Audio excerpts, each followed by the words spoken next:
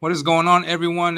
Welcome to this latest episode of the morning show. My name is Elliot Rodriguez. I am your host for today, and yeah, welcome, everyone. I appreciate you stopping by. Um, just a few announcements. I'm still working on concept art for my preview book. Hopefully, I'll have something for you. I'm pretty sure. I feel like I'm on track to get to do the big reveal at the end of the year. Um, and I'm going to show you some concept art today, hopefully, and then I'm continuing to work on that, and and yeah, and just doing the videos and stuff, and just hanging out with you guys.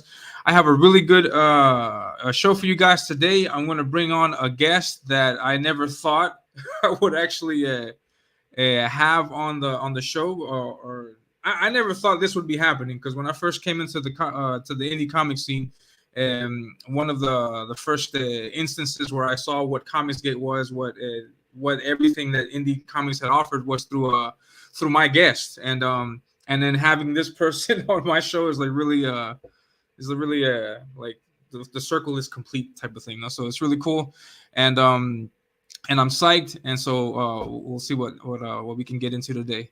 And so I want to say hi to the people that are in the chat. Aardvark is primero, very good. That means first. Very good. Nice. Then I got BA Badass Turner. What's going on, man? Good to see you. Genuine Comics. What's going on, Dave?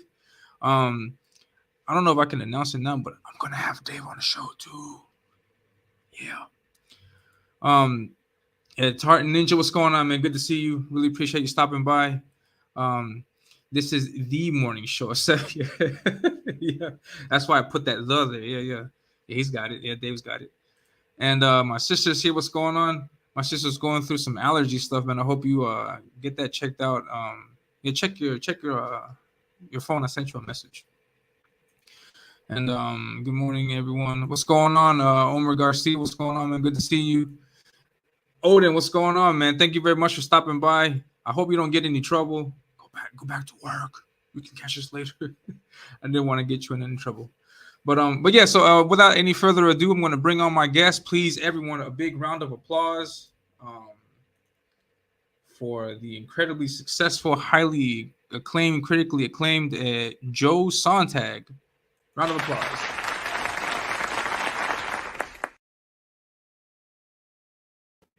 Hey, what's up, man? Not much, man. Good. That was a hell of an intro. I don't think I've ever come on to a show where people have like clapped for me. Like, that's cool. Yeah, that's cool. Yeah, man. I'm try my best to welcome the guest and to have a very welcoming environment. And yeah, what better than a good old round of applause? Yeah, I appreciate that. And yeah, man, thank you very much for stopping by. Like I was mentioning earlier, I had no idea I would have you here. I didn't know that this moment would ever like exist, because when I first came into the indie scene, your channel was one of the first channels that I jumped on, and really happy to support you, and then getting to see the success that you've had with the book, and yes, just thank you very much for stopping by. Thank you. Oh, 100%, man. Yeah, it was. I do remember when Sean and I were doing art and stuff, and early on we had you on. And now look at you. You got your own show. Your art's kicking ass right now. If people are following you on Twitter, you really come a long ways, man. It's awesome to see. Yeah, thank you very much, man. I really appreciate it. And yeah, I mean, I guess we could start there, because I have a slew of a whole bunch of questions to ask you. And wait 1 second. And Dave says, "Hey, that happens on my show too. Everyone gets applause." Yeah, that's a good way to bring people on. All right, I'm gonna steal it from everybody. Yeah. So that's a John Malin clap. All that sexism. Joe is a class act. Yeah, it definitely is. Definitely. Well, thank you, BA. Appreciate it. Yeah. Did you know his name was Badass Turner? I didn't until now, but I like it. I'm gonna start calling him Badass. Yeah, so I forgot who mentioned that in the tweet, but yeah, that makes sense though. Yeah. Nice Turner. I was wondering what that B and the A was. Nice. And my wife is here. Hey, my wife. Hello. And Hojo's here. But yeah, Hail Hojo. What's going on, Hojo? And I'm gonna have him on the show also, I think, in a few weeks. I think, and nice. He's gonna be here. Awesome guy. And yeah, I wanted to start the YouTube channel. Uh, as many people know in CG that having a YouTube channel is probably the best way to promote yourself, to promote the book, to get people to see what's going on in your world of art, in your corner of the indie scene. And it's been recommended over and over again for many people that have been successful to have your own show. But Mm-hmm. you, my friend, you were doing the show long before I ever heard anybody make those kinds of recommendations. And my question is, what was it that intrigued you about YouTube? What made you go towards to this platform? Yeah. Honestly, so before Art and Stuff even started, I had this channel, and I had seen, so as an artist, I used to look up, and I still do whenever I get a chance, but there used to be so many awesome videos, and they're still out there. I don't know why I said used to be, of artists that I enjoyed watching draw, like at cons. There'd be videos of Mark Silvestri and Jim Lee and Joe Benitez and all these guys drawing live at cons, doing sketches or whatever. And I would just scour the YouTubes looking for these videos because I enjoyed watching other artists draw. One, I think you can learn a lot from watching another artist draw, especially one that's so accomplished like these guys. And then I would find smaller channels of just people like me that were just putting their art on, people that were better than me that were putting their art out live on YouTube. And I thought it was just kind of a cool idea. And so I started this channel under Joe M. Sonntag, and I just started doing some sketching. So if you look back on like my old videos, you'll see some old sketch videos that I would put up, and I just record myself doing sketches of various characters and put them up for people to watch. And basically, it was just me trying to, advertise my art and just get stuff out there so people could, see what I was doing, see the name, hopefully get some kind of a following. And that did okay. And then I had this idea for a series called Appreciating Comic Book Art, which is where I would just look at comic books. Great series, yeah. And I'd seen a couple of videos where people were looking at comics online, and I was like, oh, that's really cool. When I look at comics, I look at the stuff that I liked when I was younger, the 90s stuff, things that really inspired me as a teenager. And it gets me excited every time I read a comic book. So I wanted to kind of share that with people that might have followed me. And this was back when I had under 100 subs on my channel, and it was just a way to kind of look at some incredible art, to be inspired, and to share that with other people. And when Sean and I kind of reconnected after a few years, we realized that we talked a lot about comics together just on our own. I was like, dude, I've got a YouTube channel, why don't we do that on the channel? We'll just have a show where you and I sit down, we talk about comics and everything that we loved. And that's kind of how Art and Stuff started. And eventually it turned into its own channel. But yeah, I was just kind of doing it just on a whim, honestly. And it wasn't until later that I heard that having a YouTube channel is good and you should build it for, when it comes to crowdfunding and stuff, getting a following, that I really put more effort into trying to expand the channel itself.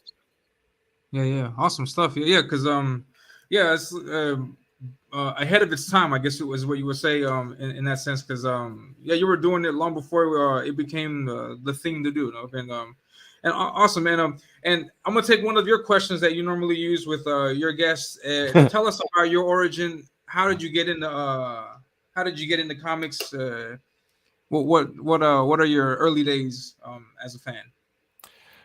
Before I do that, I see Odin said Richard Friend was who introduced him to artists and YouTube channel. Yeah, Richard Friend, Jimmy Reyes, a lot of guys like that I came across too. So it was cool to see artists and inkers and colorists and all these people on YouTube.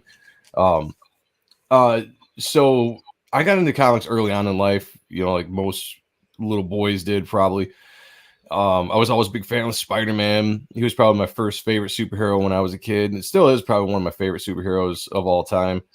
And it really wasn't until I met a friend of mine who was also named Joe at the time. I think I was probably like maybe 10 or something, who he was big into comics. Like he actually collected comics, where I just kind of read them at the grocery store. If my parents bought some every once in a while, we used to have libraries around here where you could buy older comic books that were all beat up and ripped up. Maybe my mom just got them for free, I don't know.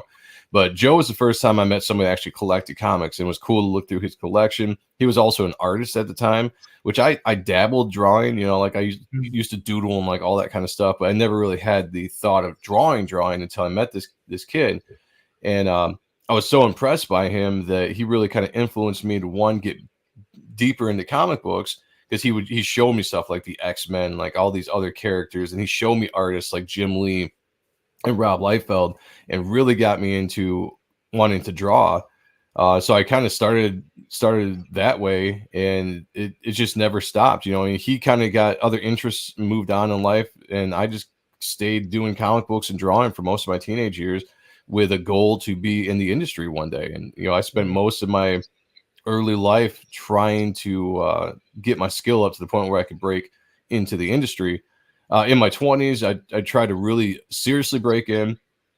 And granted, I wasn't at that point yet. Looking back at my work, I wasn't at that point. I got rejected, obviously, by Marvel and DC, and went to conventions, and always had some high praise, some artists that would look at my work and give me tips, but editors would, pretty much tell me that I wasn't ready. And, there was the up and down of that disappointment.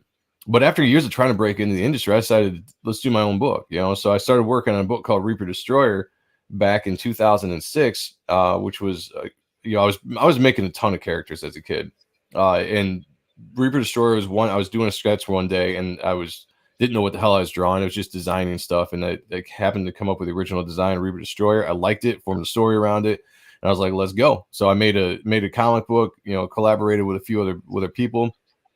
And we tried to put that out in the mid 2000s, and it sold pretty well the few times that I had it out for people to see. And then I went into music after that. I'm not gonna. There's personal stuff in life that happens with everybody in early 20s, mid 20s that you go through. And it just kind of pushed me in a different direction. And I spent 10 years doing independent music and metal band touring and all this stuff, and that was fun. I loved it. And when it came time to kind of settle down from that, and I was in my mid 30s, I knew I wanted to have a family. I had just recently been married. Me and my wife were talking about kids. I knew that the lifestyle that I was living was not indicative for one of raising kids and being on the road all the time, and a lot of the drinking and drugs and stuff that I was doing. So I decided to settle back down and get back into my first love, which was drawing. So in 2015. I started drawing again for the first time in a decade. And I sucked. Man, I suck. It was horrible. Like, I'd forgotten how to draw. Like, I had to go back and remember how to draw. It was the most frustrating thing in the world when you don't use a muscle like your mind and muscle memory of drawing. When you don't use that, you do kind of lose it, right? So it was very frustrating, but I put a lot of time into it and got my skill back up and just kept on going, because I was like, this is what I want to do. Like, from now on, this is it. I want to raise my family, and I want to do comic books. And right around 2018, I discovered what Comicsgate was. And that was something that really intrigued me, with just the movement that was going on with Comicsgate, with everything that was going on in the world, the political messaging and stuff. Like, I was really tired of having to deal with the stuff that was in our fantasy, was in our entertainment. Like, I just wanted to have good old entertainment again, like we were when we were teenagers, and just read good books with art without having, political sides and stuff pushed at you. And I thought Comicsgate was perfect for that. And I started really getting into that. And I probably wasn't until probably about 2020 that I actually, joined Comicsgate with Sean after Ott and stuff had been around. It kind of been something I followed, and I knew it was like a path I probably wanted to go one day. But I was still at the time trying to break into the industry. Like, I still had the thought of trying to work for Marvel or DC, the whole dream, that you have as a teenager. It was still very much alive in my mind. It wasn't until I realized that the industry had changed that I was like, let's go back to being independent again. I had a lot of success independent as a band. And it was Sean that told me one day, it's like, dude, why don't you bring back Reaper Destroyer? Because he really liked that book when I was working on it. That's how we met. And he was like, dude, I'm telling you, it's like, bring the book back. So I brought the book back, and I retooled it. It spent 2 years working on the story, because I wanted to update the story, make it a little bit more modern for this period of time, and just make it a little bit more in depth than it was, because it was kind of just like a standard book, standard story. There wasn't a lot of in-depth plot character building into it. And I wanted to learn how to do that because I've never really considered myself a writer. I'm a storyteller. So it took me a little while to work with some other people to get the ideas out of me, to work with writers to see how they would approach things. And about that time, it all just fell in place. The channel was going good. People were starting to see my art at that moment, and it was about time to launch the book. And I did May of this year, and it was very, very successful launch. And I was humbled by all the support. Still, I'm humbled by the support. Yeah. But yeah, that's as quickly as I could get through my origin. Yeah, thank you. Yeah, no, thank you. Yeah, you got into the details. Yeah, good stuff. Yeah, yeah, you went. I also had a similar thing happened. Because I also had a 10-year hiatus, also because of life things, and I didn't get back into drawing until 2018, 19. And yeah, exactly what you mentioned, like trying to get back into the groove, learning how to draw from again. I could have swore that when I had left art that I had a great idea of what anatomy was, and then when I got back into it, like I realized that I didn't understand anything, and I had to relearn everything all over again. And yeah, that's another journey on its own. And Yeah. yeah, good stuff.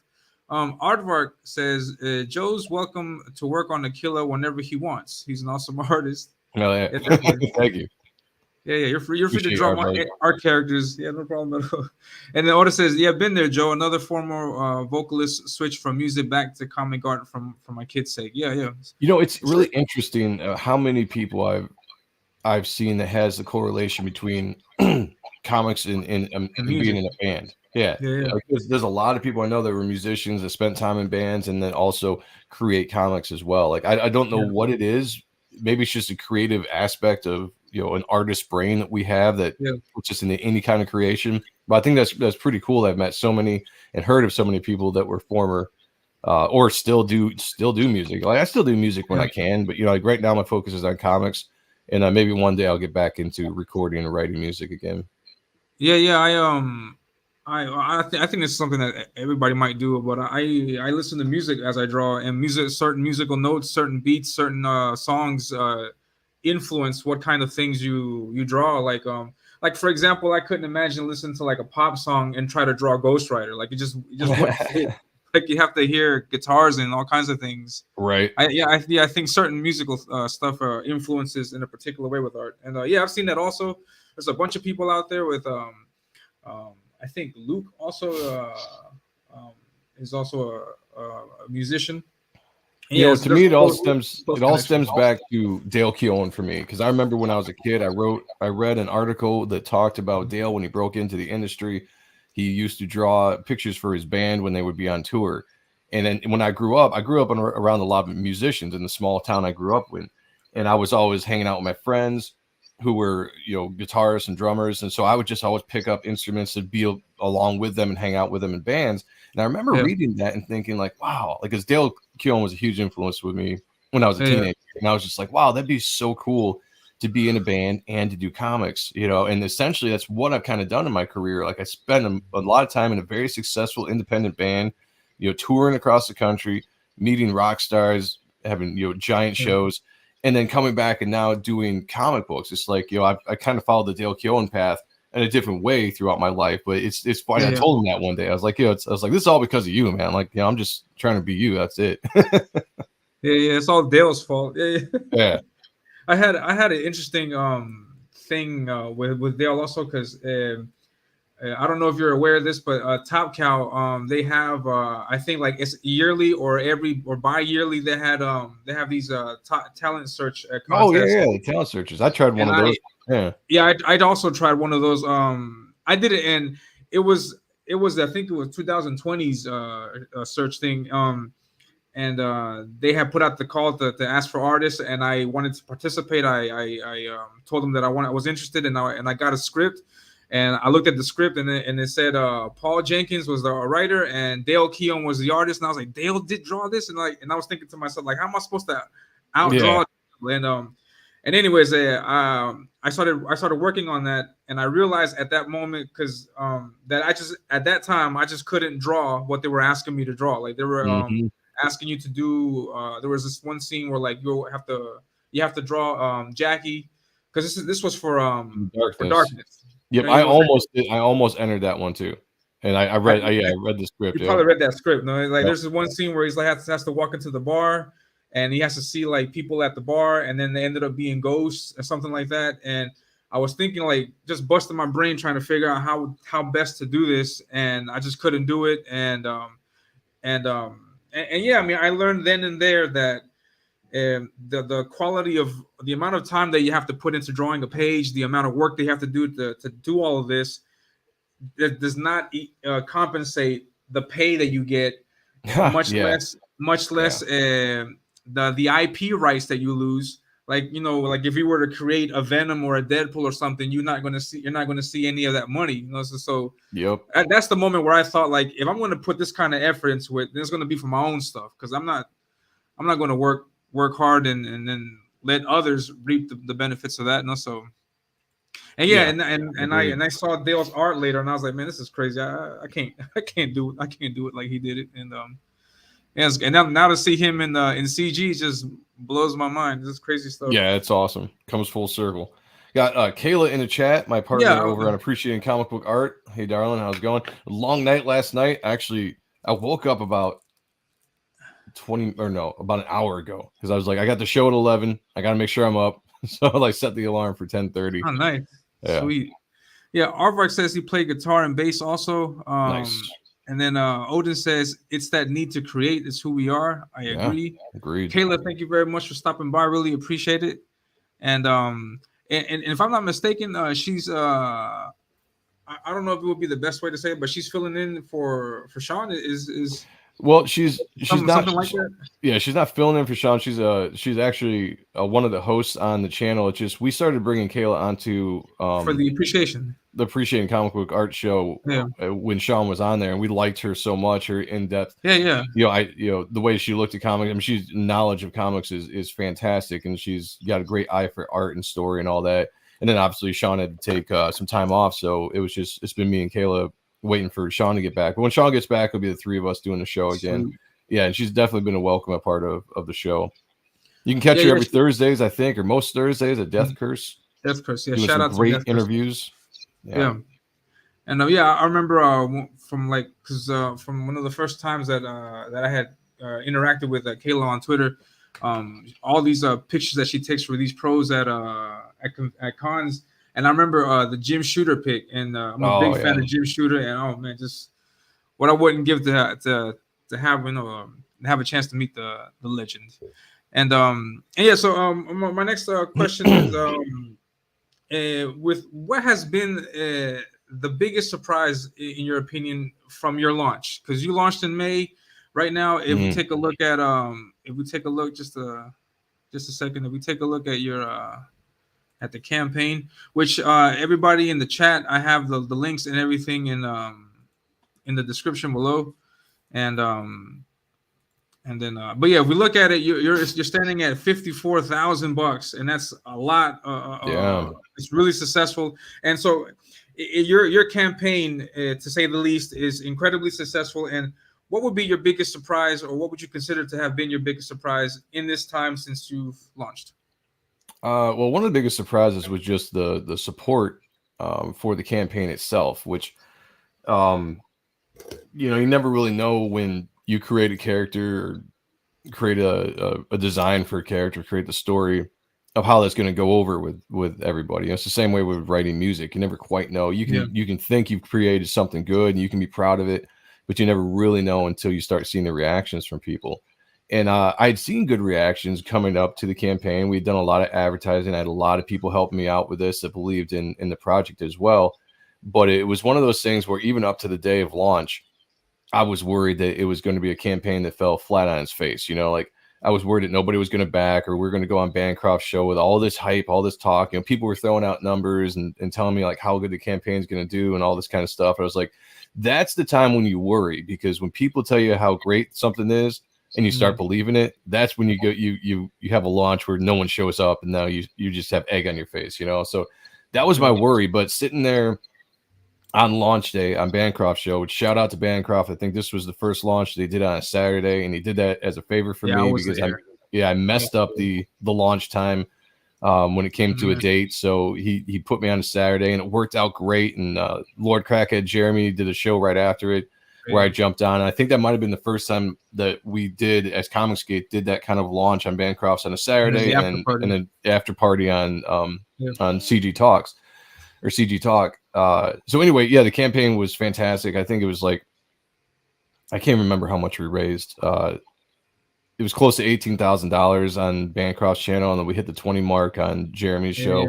And it was just surprising to me, like awesome, surprising that people would come out and that they had a love for this kind of character, this kind of story. Because I found that there's a ton of people out there that miss the same stuff that I miss, right?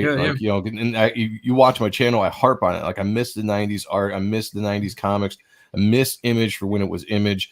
And that's what I was trying to bring with this book and this campaign, is bring a taste of that back, modernize it, and just be like, this is what you guys are missing. This is what the industry isn't giving you anymore.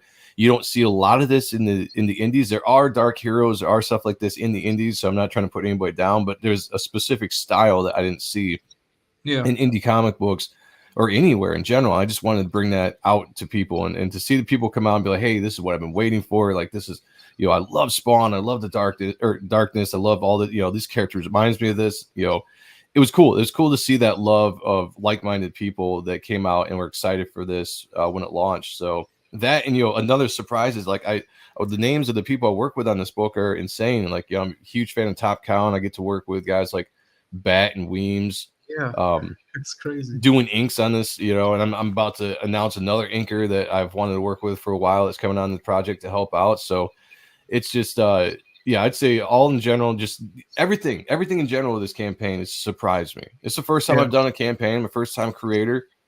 I know people say like this is really good for a first time creator, but this is the first taste I've had with crowdfunding and doing all of this, and it's just been, more than anything, a very humbling experience. You know, I continue to be humbled every time somebody backs, and people are still backing the campaign. It's going to be open for quite a while, so there's, you know, plenty of time for people to get in here and back the campaign. And I'm telling you, just every single time I look at the page or a new notification that someone backed the book, it's just same feeling like, wow, somebody backed the book. You know, it's still, I'm like, oh wow, somebody backed the book. It's it's definitely. Yeah, and compliments on the art, because the art is incredibly well done.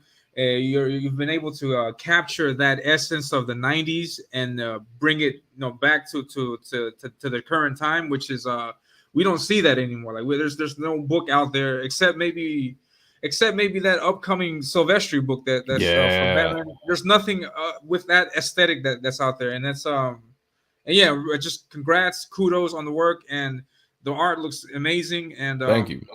And yeah, so yeah, everybody in the chat, if you haven't back again, back twice, back often. And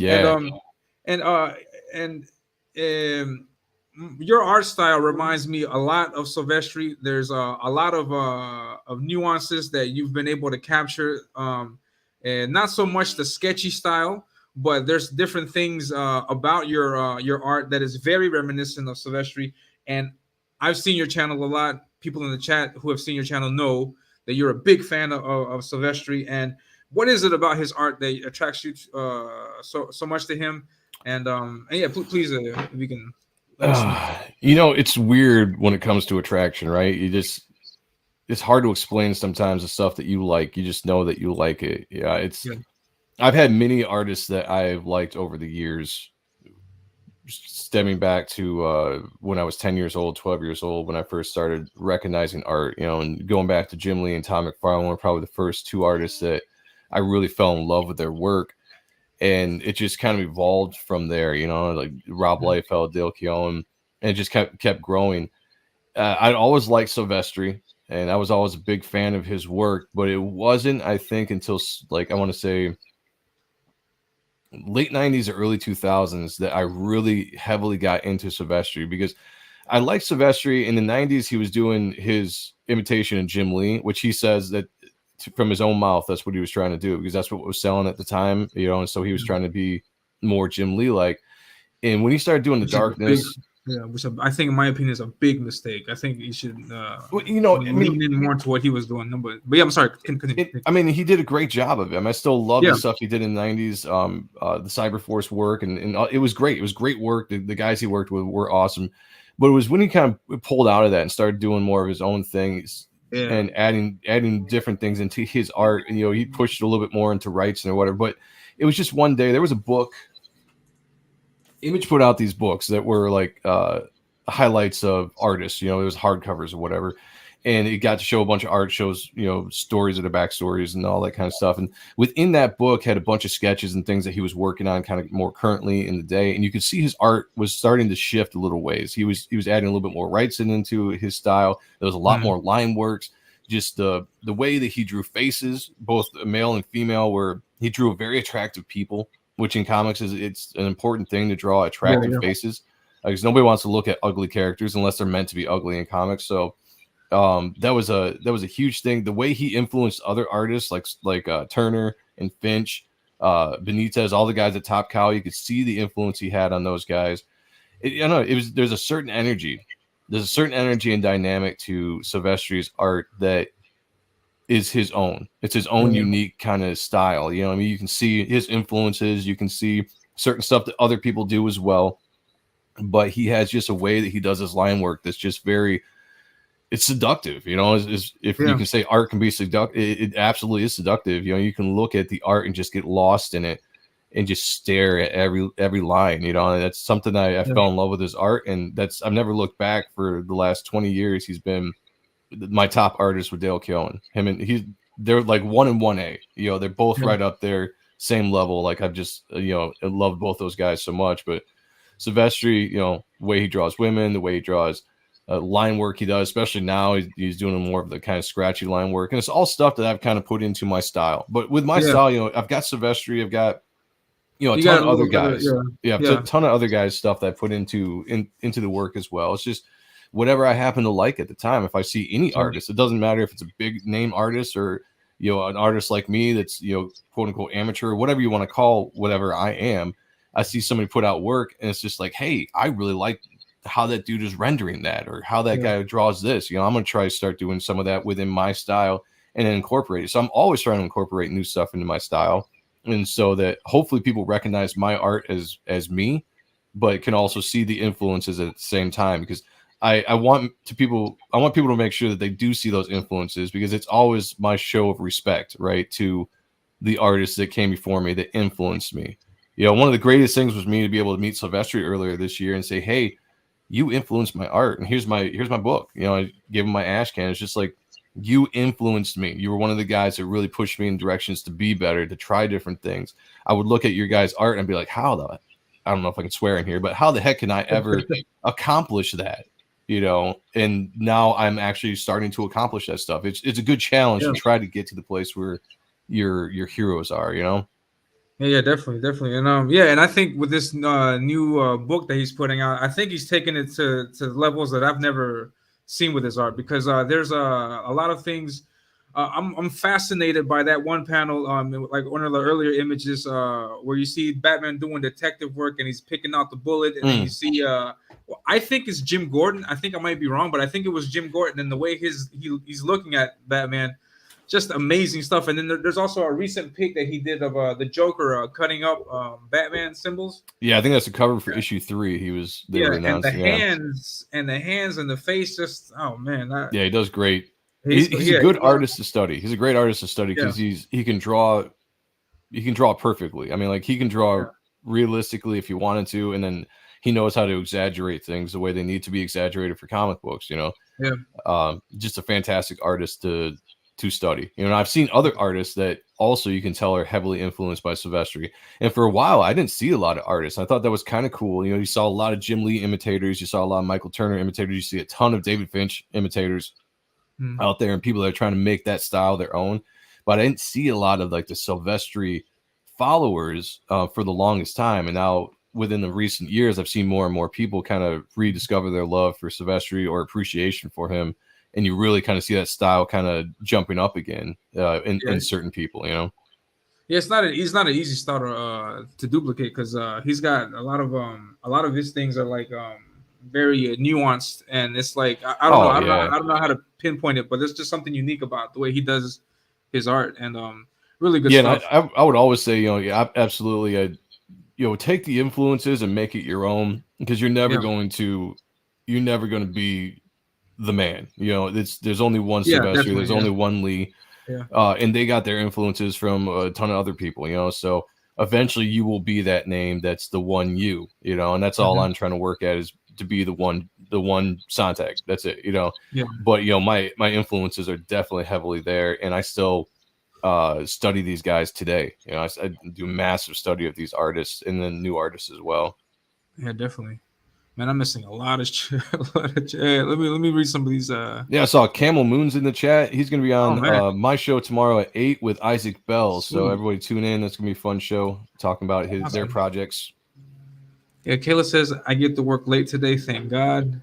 I came in at the Yeah, right time nice. because we're talking about music after the show. There you go. Yeah, great looking campaign. Thank you. Adam, what's going on, Adam? Thank you for stopping by. 80s is here also. Adam says Reaper Destroyer looks great. I think it does a great job of feeling familiar but new. Yeah, that's a That's good way to describe exactly, it. Yeah, and I've said that before. Like, that's exactly my goal with everything. I think I did the same thing with music. Like, if you can present something that's familiar to people that draws them in, but then give them something new that keeps them around. I think that's one of the best ways to do. That's what drew me in as a kid to different artists. People that pop up would have a similar style to Jim Lee. I'd be like, oh, it reminds me of Jim Lee. But then I would start following them, and it'd be something new. And it's the same yeah. thing with characters, music, all that kind of stuff. So yeah, a great point, Adam. And then yeah, he says it's an impressive launch all around. It was fun to watch Reaper Destroyer do so well. I was really fast and was back to 66. Nice. Yeah, man, Nice. Yeah, it was crazy, man. I messed up that day. That day I was planning on being there from the beginning, but I had read the dates wrong, the time wrong, and Oh, by the time I had logged in, it was already an hour into the show, and I was like, man, I missed that, oh no. and I missed out on that metal trading card. Yeah, they went fast. Yeah, it was insane. Yeah, Insane. and the 80s is here. What's going on? 80s, Hail. 90s F, yeah, and Camel Moon, what's going on, man? Good to have you here. I think it's the first time you stopped by. Appreciate you coming and checking out the show. Um, It says greetings, everyone. Greetings, hello, hello. Peter's here. What's going on, Peter? How you doing? Good to Hey, see Peter, you. what's going on, brother? I don't think Who's I've this? heard of him yet. Who is this nobody? Yeah. Yeah. And then Mortal V, what's going on, man? How you doing? Hail, Mortar B. Yeah, this is the morning show. This is my show. Yes, That's right. This is me trying to do my thing over here. If there's anybody new, please make sure you sub to this channel. This is a fun show that Elliot's got. Good guests doing art, and besides that, he's got some awesome art that he displays on his channel as well. So if you're new to this channel, please hit the like, subscribe, share it on social media. It's General crazy. Piggy. Yeah, what's going on, General? How you doing, Hail General? And yeah, let's see what my other question was. And to what do you attribute the success for your campaign? Like you've had this level of success that we've seen in the campaign. What would you say is the key to that success? What could you what could you say to that? The key to the success that you've had? Yes. I'll just the hard work put into it. I mean, I wouldn't recommend everybody goes the way that I went, which was I think I waited too long. Like I had the mindset of like I gotta wait till I'm perfect before I can launch a comic book, which I don't think you need to, but I put in as much work as I can to make sure that the work was going to be impressive. And one of the biggest things to me is the art. If in comic books you need to have impressive art, that's how you keep me as a reader coming back. And I don't even care about reading the comics. That's just how you keep me coming back and buying the book is impressive art. To me, there's a standard of comic book art that should be strove for. And that's what I wanted to do. And I wanted to work with a bunch of my favorite guys in the industry. And I spent a lot of money to work with the guys I get to work with. Hail, Past Master Dan. Good to see you. Part of it, the biggest success, though, was just, talking to guys like John Malin, Michael Bancroft, Rob Arnold, guys like that that had been successful crowdfunders before me when I decided that that's what I wanted to do. And just seeing like how they did it, what their recommendation was for, and all the advice that they had. And some of it started with start a YouTube channel. build a following as as slowly as that can be sometimes, because it can be a pain in the butt to build up your YouTube channel. It took me a couple years to even get to 1,000 subs, but it seemed like once I hit 1,000 subs, like things changed, for the channel, for followers and all that kind of stuff. Get on other people's channels, talk about your stuff, even if you don't have a book out, just get on channels, let people know who you are. Get your work out there so that when you do have a book, people can be like, oh, I remember seeing you, I like you, your personality is good, I want to support you, and by the way, your product looks great as well. Like that helped quite a bit. I did a lot of advertising. I put out an ash can, which was an idea that my partner Sean had. Oh, thank you, man, appreciate it, that's awesome, appreciate you. Sweet. Yeah, thanks. Improbi. Improbi. Yeah, I've never known how to pronounce it either, but I appreciate it, man. I put out an ash can, which was his idea, which got the book out there a little bit, so people could see that the book was being made. They could see that I could fulfill. They got a taste of what the book was going to be like with the script. That helped quite a bit. I sold a ton of issues of that, and then I recommend this to a lot of people that are doing crowdfunders. Create a group of people that are backers and people that have a lot of thoughts on the way a campaign should look, the way it should be run, because I created a group of 5 people and I would throw ideas about when we were making the campaign. It had nothing to do with the story. It's just people that were friends of mine, people I met on here, people that believed in the project. And it ranged from people that were heavy collectors that spent tons of money on campaigns to people that were just like back campaigns that looked good. So I had a few different thought processes on the campaign itself. And as a group, we could put together tiers that I thought worked for everybody, for major collectors and people that just wanted to buy, a single issue to try it out, and through them, we formed the campaign, a smooth campaign, the look of the campaign, all that was a group effort. Like I couldn't have done it without them, without Leandro, Algerian, Jeremy, Lord Crackhead, Rick Saylor, Amanda B was in there. Sean was part of it. Also, Mark Polton helped me out quite a bit with the campaign, just putting it together. And they also helped out with advertising. I had a ton of people going out and advertising this book and just retweeting my tweets and retweeting my posts and links and like all that kind of stuff. And it created this hype for the book that was felt. And I was actually surprised how much it was felt. Like if I went into somebody's chat in whatever show and they were bring up like, hey, Joe, I'm Sonntag's here, and then they would be like, go check out Reaper Destroyer launching blah blah blah date, and then you could see the chat talking about like, oh, I'm looking forward to the book, I can't wait, blah blah blah, and they would do this on every different channel, and you could see the hype was building for the campaign.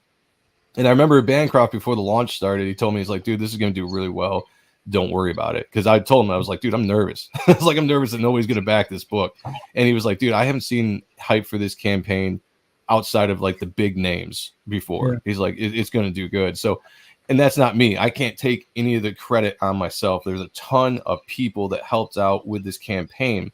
So reach out to people to help out. Like it's not a pride thing.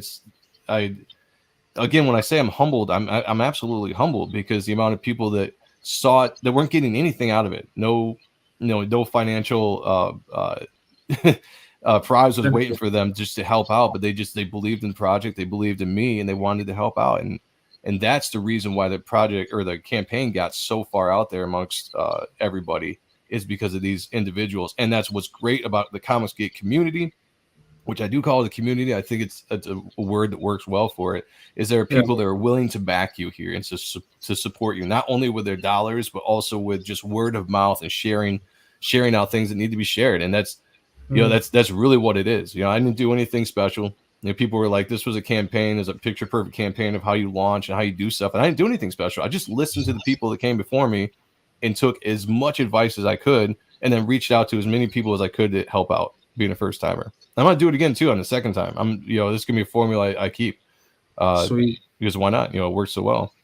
Is there something that you would do differently from, if you could, with the launch? Is there something that maybe? After, with the success of the launch and everything, and I'm still happy with all that we had, I still wish that I had a little bit more done before the campaign started. And what I mean is, the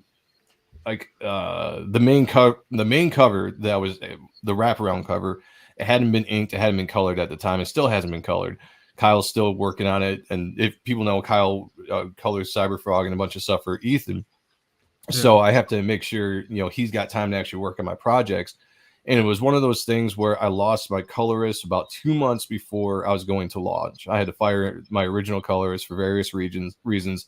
And I got hooked up with Ritter, and he was like, yeah, I'll definitely do it. I'm going to cram as much as I can to try to get it so that your launch is good. The launch date was already set. And kudos to him for knocking out the 4 pages he was able to knock out so I could have it on the campaign. And then this is the wraparound cover that he was going to try to finish coloring too. He just didn't have time. And he's had other stuff come up where he's had prior obligations. So I kind of wish that certain things, hadn't happened the way they happened. They were outside of my control. But again, it's outside of my control. We rolled with the punches. We still made it happen. Kudos to guys like Bat who tried to get this inked up really quick, to Kyle who colored the stuff as quickly as he could. But I'm hoping next time around I kind of learn to get a little bit more pre-production done before we launch. Fortunately, there was enough hype and excitement about the book that it didn't matter. It didn't seem to matter at all. People still backed it without having this cover done. But next time I'd say that's probably something I would do a little bit different. Okay, cool. Awesome. And speaking of which, if you don't mind my asking, how far along are you in the book? We know that the book is 32 pages. How much more of that is still left? It's 32 pages. I'm trying to make it more without taking too much more time of the book. I'm trying to push it to 40 pages if I can. I've gone back and I've added in scenes to the first issue that I had originally taken out because they didn't fit within the amount of pages that time was allotted for. So I'm going back through and seeing if that works and making sure it can work and not put too much more on my plate to have to draw before I try to get this out. I'm trying to get it out by July is my goal. And right now I've laid out a ton of the book, loose layouts. So I mean, artists, if you know what I'm talking about, it's basically you go through the page and you loosely lay it out of how you kind of want it to look so that when you do go back and render that page, hopefully it's a little bit quicker because everything is where you need it to be. And all you have to do is just kind of tighten up, render it, and then send it out to your inkers. So that's kind of where I'm at right now. There's finished pages are floating around because I've got inkers that work in the industry. Unfortunately, I kind of have to work around their schedule with as busy as they are with Bat and Weems. So it's another reason why I'm bringing on another inker to help with the workload. So in case one or both guys are tied up in projects or commissions, I can have another guy to come in and pick up the load and so that the project doesn't lag, I guess. But I'm working hard on it. I don't know what percentage. I can't give a percentage out there of how much of the book is actually done right now, but I showed off a new page last night on my channel, which I thought was really cool. Actually, I can share that with you right now. Yeah, go ahead. Since we're here. I saw the clip on Twitter and let me bring it up real quick. And I also wanted to ask, you got Joe Chiodo, you got Dale Keown, you got Matt Bat Banning, you got Joe Weems, like a stellar lineup of artists. Is there anybody else that you have any other pro artists that you want to work with that maybe you haven't had a chance to yet, or maybe for the second book? Or there's okay, hold on a second. Why do I have this same thing happened yesterday? I can't find my JPEG. I had to find my JPEG so I could show that off. On last night's show, all I had was my PDF, which is whatever. I'm gonna bring it up anyway. The PDF is just gonna be a little bit bigger. But Peter says he just backed the Dale cover. Sweet. Oh, thank you so much. Double backer number 89, 898, and 87, or whatever. Yeah, there is. Let me get back to the StreamYard. Where you are? Oh, there we go. There are a lot of artists I would love to bring on to do variant covers and stuff. And I've talked to various artists that are busy right now, but would love to do something in the future. I don't want to say any names right now because I don't want to spoil anything or not actually have it done. But yeah, there's a ton of people I'd love to work with. Right now, I've had the opportunity of working with some of my favorite artists on the book itself when it comes to inkers and colorists. I would love to do something with Steve Furcow. I've talked with him in the past about coming in and coloring a variant cover or something because he's one of my favorite colorists from the 90s. Obviously, I got to work with Joe Chiodo doing the Dale cover. Yeah, I would always love to have a Dale cover if I could, but who knows if that's even possible. But yeah, there's definitely other artists I would love to bring on to the campaign 2, 3, however long it goes, and really really get that going. Oh, we got Chauncey in the house. Yeah, Chauncey did a great piece for me, going by the on, way, man. for one of the trading cards. Yeah, great work. Great work with let me see if I can show everybody that. Yeah, great work on the art. Good stuff. This is real quick. This is the latest page I unveiled last night. This is actually a scene that comes right after that nightmare scene that we show on the campaign. It's so beautifully colored by Kyle Ritter and inked by Matt Bat Banning. And this is just kind of a scene as he's coming out of his nightmare. Typical kind of on a gargoyle cityscape. All dark and all nasty. But yeah, so I mean, this is kind of process. This is what my pencils look like when they're finished, and then I'll send them on to whatever inker might be inking the book, and let them kind of go through and have room to do what they want and ink it the way they want. I draw tight but loose, so it allows the inker to have a lot of room to go in. All the foundation is there, but they might render a little bit different than I do, So the pencil version is always there. The scan is there, so people can see my raw art, but the inks will come out looking probably a little bit different. But you would definitely be able to see my style, but you'll also be able to see some of the style of like Bat or Weems and the other guy that I'm bringing on as it comes through, because I love the collaboration of working with inkers. Like that's comic book art to me. Like I can ink my own stuff, but I have a very different inking style than a polished veteran inker does over my work. So it's I'm actually thinking about doing a rough version of the book that's just all pencils. I don't know if it'll be on this campaign or the next campaign, but I know a lot of people have been asking about just a version of the pencils, and I might do that depending if there is call for it. A demand for that, yeah. And BA says gargoyles, you say. Yeah. Love me some gargoyles. Yeah, they're just fun to draw. Yeah. And yeah, I think that's about it for my questions. I think I'm good. Yeah, I think that's about it. How about pro artist pinup? And yeah, good stuff. If you don't mind, or if it's possible or not, could we draw a little bit? Is that okay? Yeah, still a little bit sketching. I don't know how much time I have, because I do have to jump back and do some drawing here pretty soon. But yeah, we could definitely do a little bit of. I got to figure out something to draw. Yeah, I mean, we could. Yeah, anything that you like, or let me see. Or we can do. I don't know if we should take requests, because we get some crazy requests out there, but maybe like a headshot of. I don't know. I don't know. Let's see. I don't know if this is going to work or not. Let me see if this is. No, let's see. Oh, can I not share? No pressure at all. And I might not be able to. And actually, I normally do this with the artists that I bring on, and I haven't had a chance to do this because I got caught up in the questions. But for the people that are curious as to why I brought Joe on and why he's here, he's an excellent artist, and we're going to find out, and we're going to see some of his art in this video that I got. Let's just check out this video, take a look at some of Joe's art.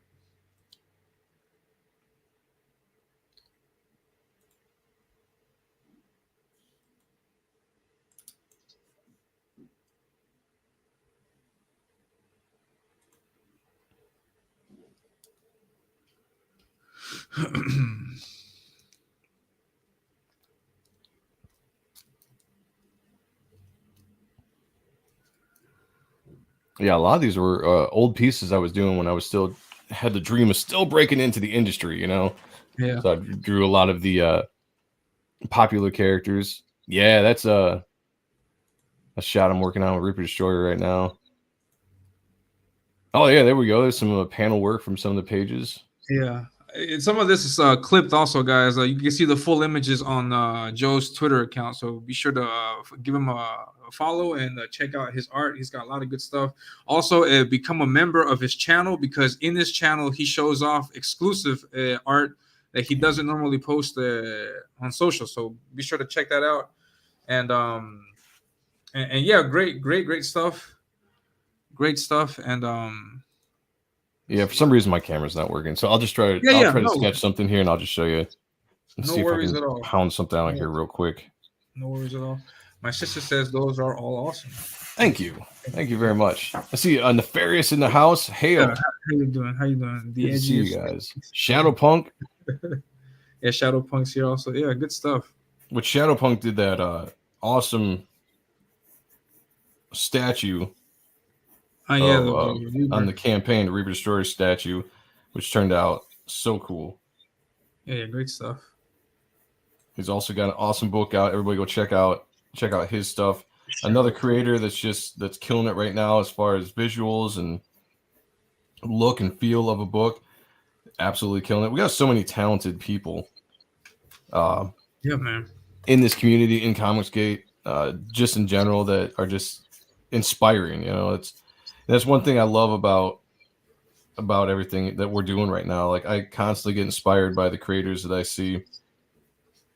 And it's competition, right? Like, it's some good competition that drives you forward.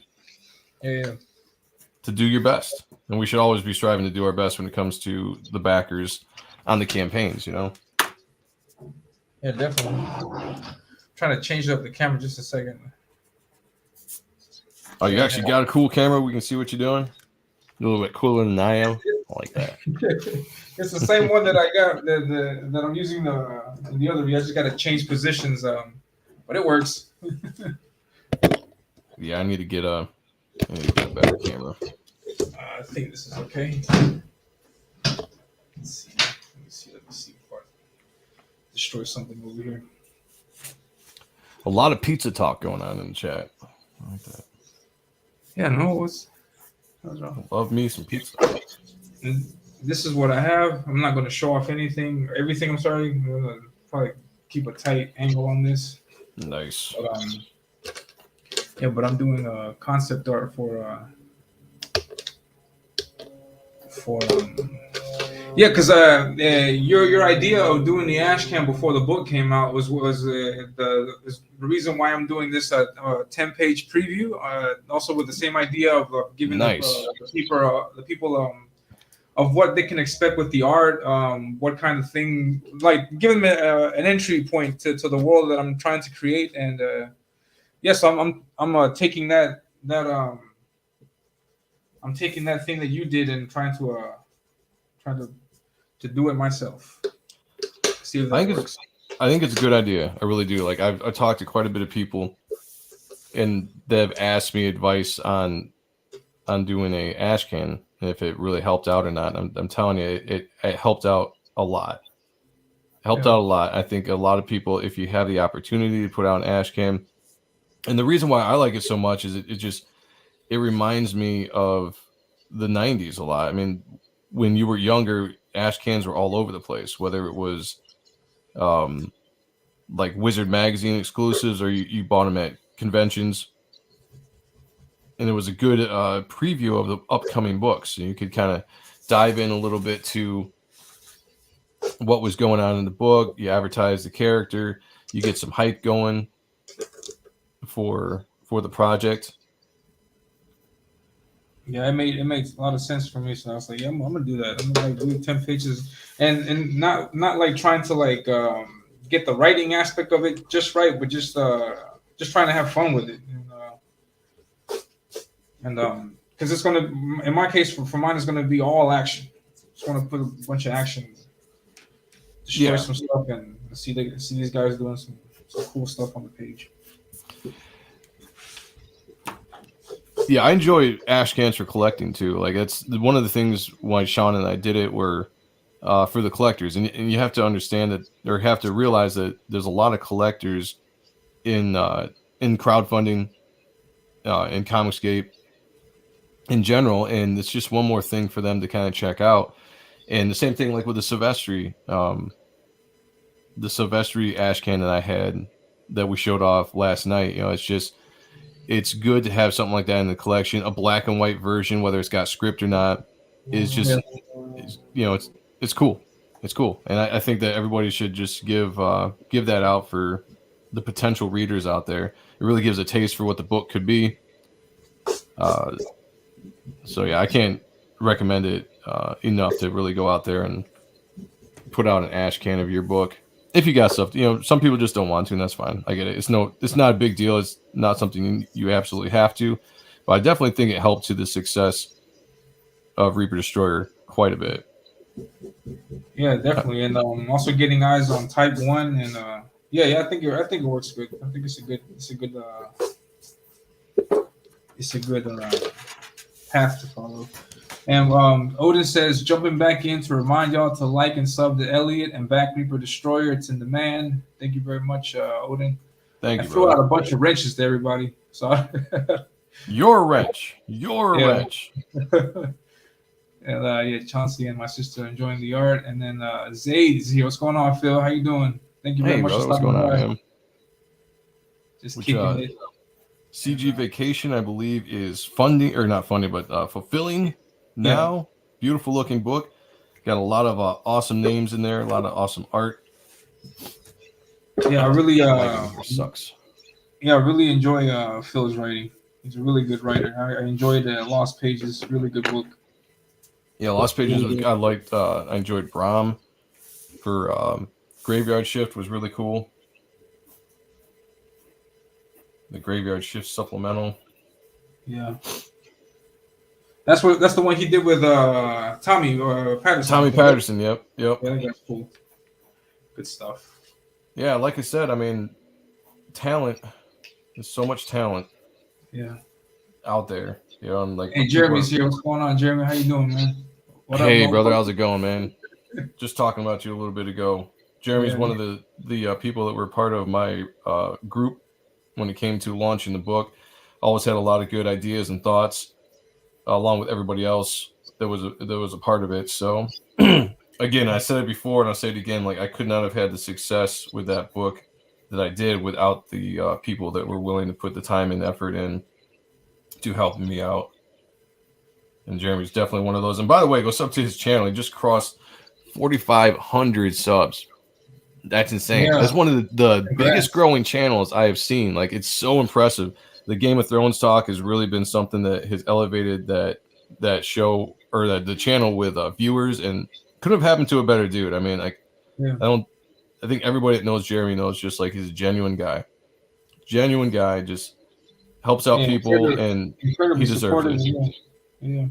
Yeah, I'm hoping one day he can just go full time. I mean, let's get that channel up to like 50,000. That'd be great. Let's get it up there. Have him go full time with this stuff, and really, he's got great knowledge of the Game of Thrones stuff. And as long as they're making series, he's going to be there. He's probably going to cover the Jon Snow stuff pretty heavily when that comes out. Yeah, definitely, man. Yeah, did you catch that face reveal also? I think you've seen him before the reveal. I was just saying, I've had the pleasure of seeing what he looks like in real life before, and I keep telling him, like, as soon as he gets a camera, man, get on camera, because you're gonna see lots of improvements when people can see your face. But he did like a picture reveal of what he looks like, which I thought was pretty cool. Yeah, and I heard people who saw that reveal, like, they couldn't put that face to that name and that voice, and I agree. It's not what I had pictured. I told them the same thing. I was like, that's not what I thought you would look like. Which, I mean, the funny thing about avatars, when all you hear is someone's voice, it lends you to have to, come up with what that person looks like in your mind. So you get a sense of what you think someone might look at just based on the voice. It's always interesting when you actually get to see what they actually look like. Yeah, definitely. It was always fun. And I don't know if my sister's still in the chat. I think my sister's a fan of Game of Thrones, and if you like Game of Thrones, or no, I'm sorry, House of Dragon, if you like the dragon fantasy stuff, you should follow Jeremy, LCH Jeremy right here. He's got a really good channel that talks all about the House of Dragon, all that good stuff.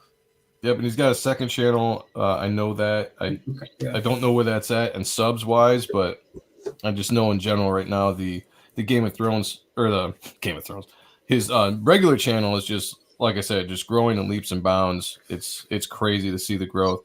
I feel like every other week or every week or so, he's like, crossed another 500. It's like, wow, dude. He's so cool. Yeah. My sister, both. She said she likes both. Yeah, I'm looking for his channel now. Yeah, there it is. Yeah, LCH Jeremy 33 right here, and he's got his channel that talks about that dragon stuff. It's really good stuff. Maybe Yeah, is anybody? I can get him a subscriber. Sweet. Oh, sweet. WP, what's going on, man? Hey, all Financial's chat went offline just now. Glad to find another live chat. Oh man, sorry to hear about Financial. Well, he probably just ended his show. Yeah, probably did. Unless he got struck again, which you never know. Yeah, man, I keep thinking about that, man. I don't know what causes people to get struck, and it's like, man, all this work and stuff you put into the channel, and then see it all go up in smoke. Some of it is copyright issue stuff. And some of the stuff too is just depending on if you have quote unquote violated the rules or the community rules that YouTube has, that they're very fickle with their rules. There's obviously certain things you can't talk about, which is sometimes just ridiculous, but yeah, certain copyright stuff can get you in trouble if you're doing too much of it. I've only ever had one stream that was taken down. It was an odd stuff stream, and it had we were showing some indies or some intros to 80s cartoons, and we got hit for it. All we did was showing like intros of like Silverhawks and some of the other badass cartoons back in the day, and yeah, we got hit. They actually took the show down. That sucks. Yeah, I decided not to fight it. I was like, whatever. It is what it is. But after that, I learned to kind of be a little bit more careful with the stuff that we did. Yeah. I was on 80s channel a while back, and we were on there hanging out for a good minute, and then I realized the day after, like the next day, I was like, I want to take a look at the rest of the show, see what I missed, because I was only able to be on it for a little bit, and then that stream got struck. And it wasn't even on there. Oh, really? Like, all that fun we had, all that time is gone. Yeah, you got to be careful. Like some people are just absolutely fickle with stuff. Like I played a Pantera song last night on my channel, and I was almost wondering. I was like, all right, I'm gonna try this. We'll see. We'll see if I get struck by whatever record company owns the rights to this song. Because God forbid they don't get their couple pennies for videos that are monetized or channels that are monetized. They get their couple pennies for views. Yeah, Jeremy says the only one I've ever had flagged was that 8-hour Reaper Destroyer launch. Oh, seriously? Yeah, that sucks. I didn't know that. I wonder why. That's crazy. Now, was it flagged? Was it just a copyright claim? Because those are fine. Those don't hurt. You just can't monetize anything with a copyright claim. That's a lot better than being struck. I mean, struck is like, I've never been copyright struck, so I don't know if you have an option to like take the video down and they don't nuke your channel. I honestly don't know yet. But I've gotten tons of copyright claims because I use certain stuff for intros.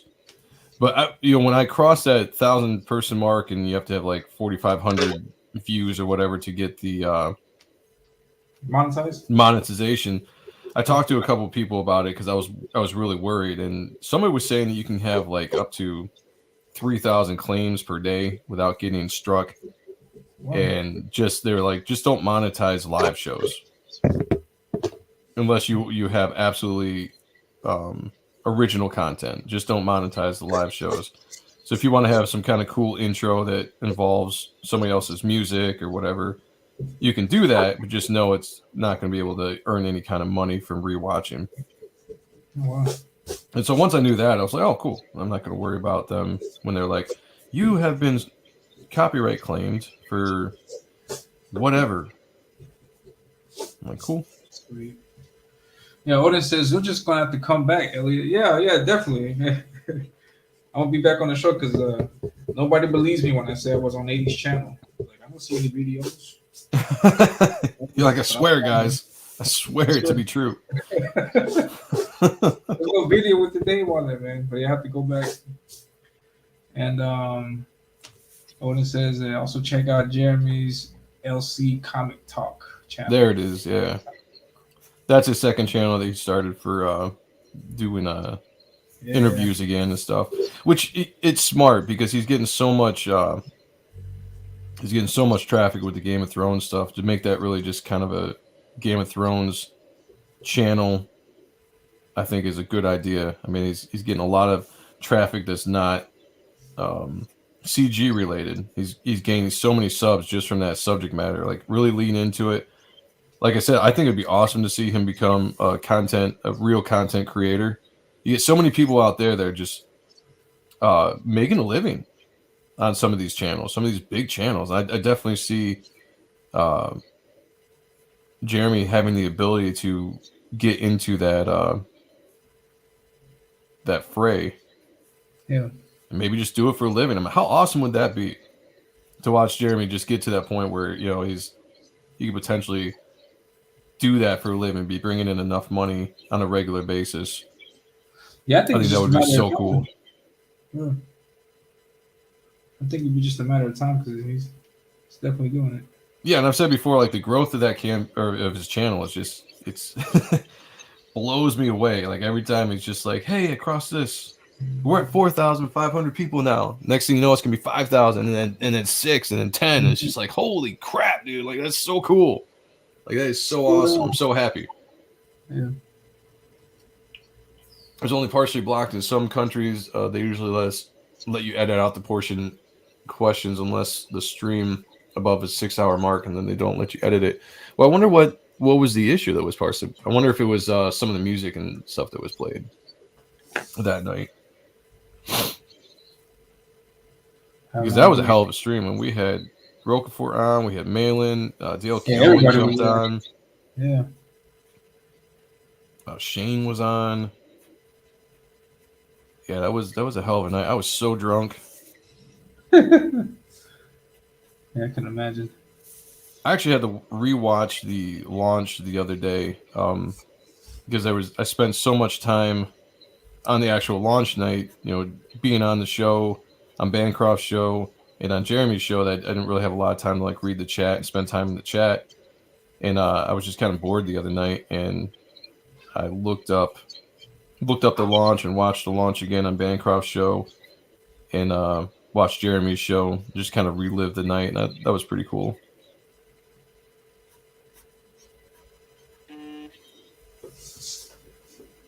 That's awesome stuff.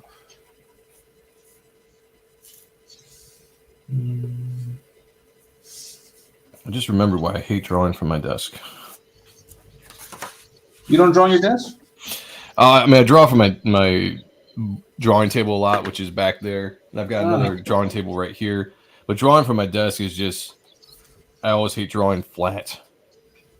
Yeah. That's a big issue. Having that angle so you can really see what you're doing. Because when you draw flat, you have a tendency to elongate things. Yeah. Yeah, I've noticed that. Yeah, your perception is a little bit different on what you're seeing.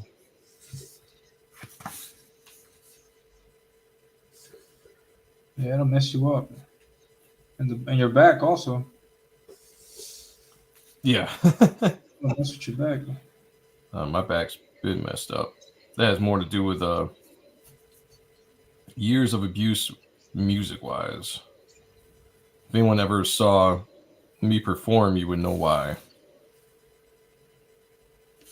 I was a very violent headbanger. Oh, nice. Do you ever wish to go back into music, maybe for like a few more songs? Yeah, I think that would be cool. I mean, I think at some point I'm going to record music again and put out music when I have some freer time from working on the book. I know I've talked to some of my former band, and we've talked about possibly getting together and recording music in the winter. There's a bunch of songs that we never got a chance to put out before we kind of broke up. That'd be kind of cool just to record those and put those out just so they could see the light of day. So there's, some ideas as far as that goes. But I've always kind of been the person, like, I got to focus on one thing at a time. Like I can't. It's hard for me to focus on art and music because I would get too wrapped up in one or the other, and one of them would suffer for it. That is true. Because I only have so much time during the day to devote to certain elements. I hear that. Have they are they aware of your campaign, of the success, and what you're doing with Yeah, I've talked to most of them about it. Everyone's really happy to see it. Everybody knew I could draw because I did all the art for our band. I Okay. did. A lot of it was like computer, Photoshop stuff. When I designed all the T-shirts, the album art, uh, stuff for online and all that. So everybody knew I could do it. And once I actually told them I used to draw comics, everyone was like, "Oh, that's pretty cool. You should do that again someday." After the band, after we've done this for 20 years and we're all old, thinking that we were gonna be doing music till we were like 50. And you're like, nope. At one point it looked good. There was a possibility. We were rolling, getting a lot of attention, having a lot of success. Life has different ideas sometimes, and that's all right. That is true.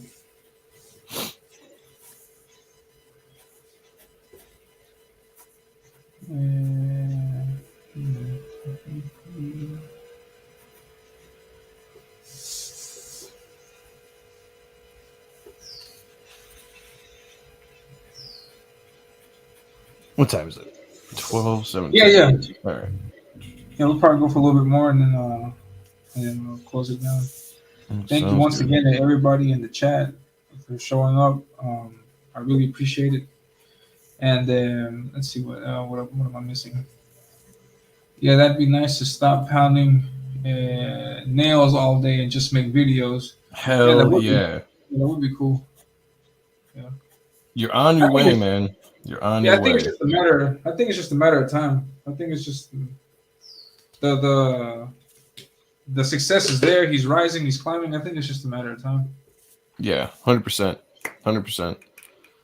And then Odin says, thanks to Jeremy, we're also launching his book, Odin's book, Unconditional Shove, on Jeremy's Saturday. I think it's this Oh, Saturday. Yeah, nice. the 29th. Yeah. And yeah, it was music. That was the highest viewed comic book stream ever on the channel. Oh, Hell wow. yeah. And yeah, Odin, what's going on, Mighty Magic? I don't know if I said hi to you. Hello. And looking forward to it. And Hail the Lord. What's going on, man? If I'm not mistaken, Hail, I think you got kicked out of Twitter. What? Sorry about that. I don't. I think if I'm not mistaken, you see randomly people getting suspended for nothing, man. Hope we can do content full time someday. Yeah, hopefully. Yeah. Hail says you should do some music for Reaper Destroyer, some nice hardcore music in the future. Yeah. Yeah, that was an interesting idea that I heard Derek from Ballad of the Celestials. He mentioned of like putting like I don't know if this is an idea that he was toying with, but he had mentioned something about doing like a soundtrack for the book, something along the lines of that. I think that'd be pretty cool. Yeah, it's an interesting idea for sure. I've thought about it. Like that would be pretty cool. Yeah. And yeah, and so thank you very much to everybody. I think I'm gonna call it just a minute. Let me finish with this last part. Yeah, I think I'll be all right. Turn this off a little bit.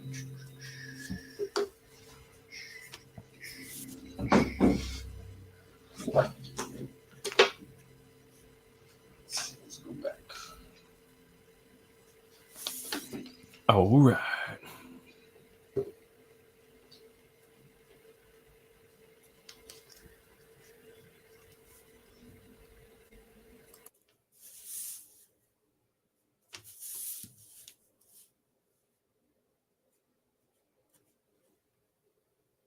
Lost the sound there for a second. And now it's only me. No, I'm still here. Oh, he's still there. There he is. Yeah, I was just trying to get the camera going right again before I turn it back on. Welcome to the new host of the morning show. I was about to say, like, I'm ready. Let's go. All right. Okay. I think I'm back. Yeah. All right. He is confirming. He's like, yeah, it's nothing. I'm good. Well, I hope you come back, man. If or I don't know. I guess create another account. I don't know because I don't know why. Yeah, there's always that. Yeah. Mortal V says, how about your band versus PTPs if he's got them back together? That could be a good idea. Yeah, I've never heard PTP's band. I know he was in one, but I've never actually heard the music. I'd have to check it out. I would have to get my band back together. That's the thing. I haven't seen some of the guys in a little while doing their own things. I would have to. I got what it is. I need to exercise my voice. I got to get the vocal cords back in form. I haven't sang heavy in a long time, so it's almost like drawing. It's that muscle. You got to work it out. One day, though. One day. If anybody's interested, go check out Mine Enemies Fall on YouTube. You'll be able to see a bunch of stuff, a bunch of music, a bunch of live videos back when I had long hair. Oh, good times. Sweet. Awesome. And yes, just to wrap up, Joe, if you can tell us where we can catch you. On all social media, Joe M. Sonntag, just look that up. You'll find me, or just Joe Sonntag. I'm primarily on Twitter. That's primarily where I'm at. I do Facebook too, Instagram, but primarily I'm just on Twitter.